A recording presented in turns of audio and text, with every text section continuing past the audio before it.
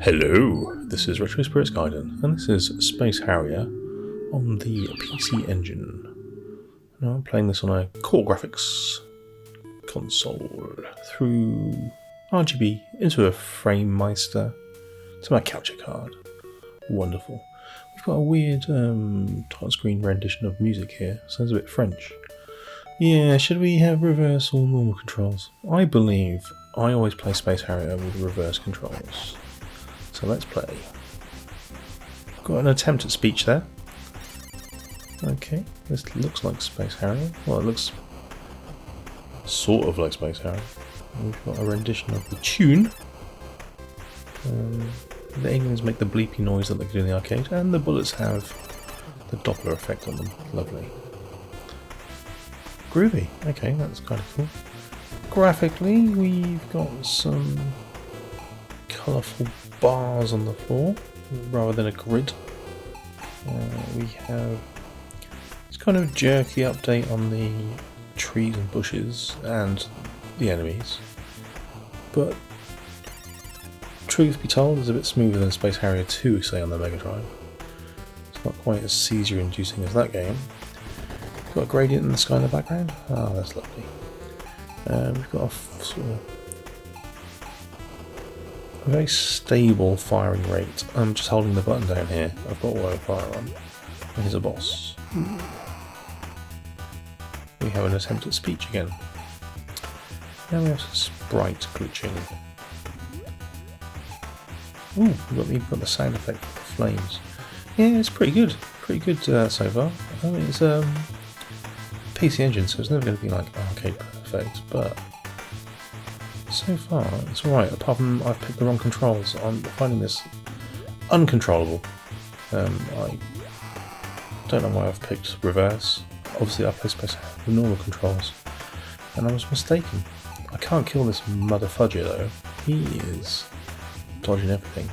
Her firing rate is a lot lower than the arcade machine, in which you can spam the button incredibly quickly. I guess if I manually hit the button I could get that firing rate, don't know. On the Mega Drive Space Harrier 2 only let you fire like 5 projectiles on screen at once. Yeah, let's change that to normal, and let's get back into it. That's so much better. Yeah, so apparently I play Space Harrier with normal controls, which is weird because I'm sure I play things like Star Fox with reverse controls. Don't know. Why would that feel any different to control? Because you're a spaceship or a human. Not sure. Anyway, Space Harrier is a trippy game, isn't it? You kind of shoot cycloptic mammoths and lacrosse-style Gundam robots and giant mushrooms and floating skulls and stone statues. It's like they've taken just an eclectic bag of stuff and thrown it at your screen. I like the ecological aspect they've got here about blowing up trees.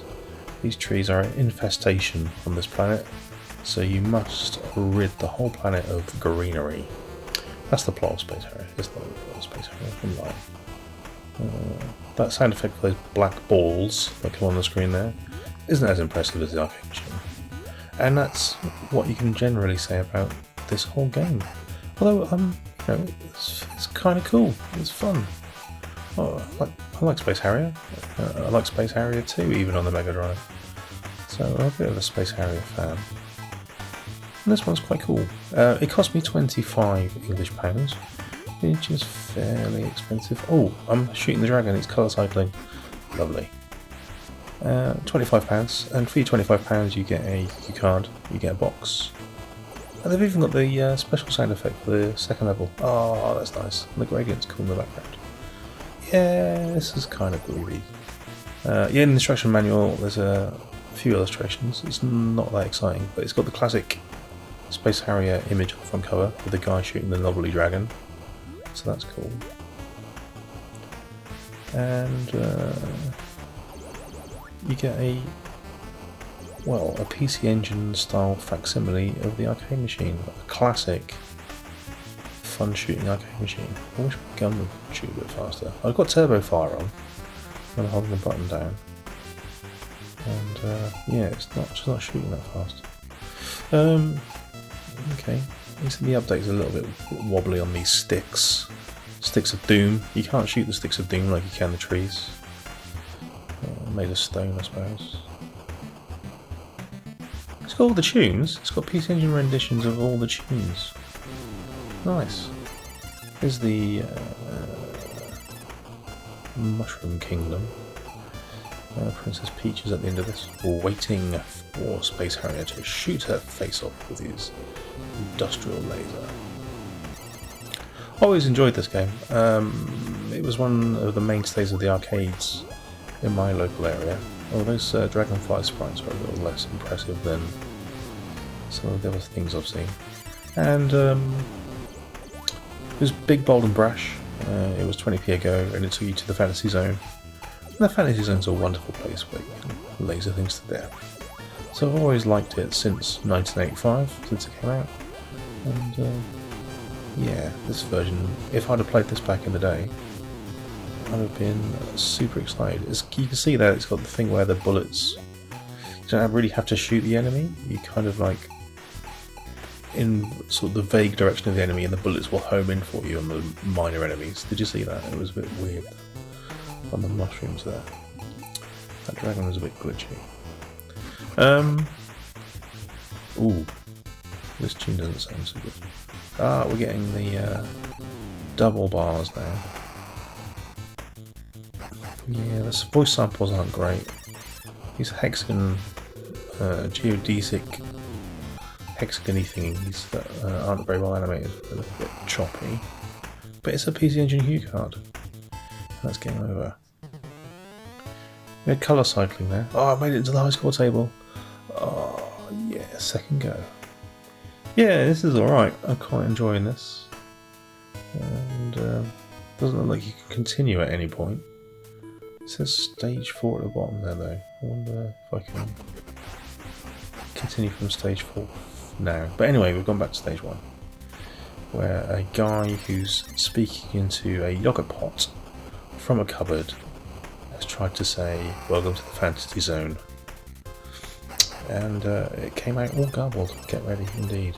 So we've got some speech. I mean, this is pretty... What year did this come out on the PC Engine?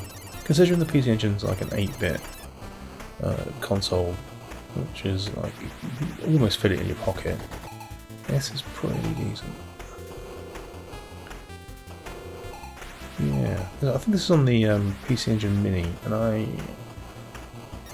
didn't give it much love on there. I don't play it, but because I'm such a idiot and a Space Harrier, bit of a Space Harrier fool, and I hadn't bought a game for a while, I thought, yeah, I'll get it on the PC Engine. It's in stock in my local importer.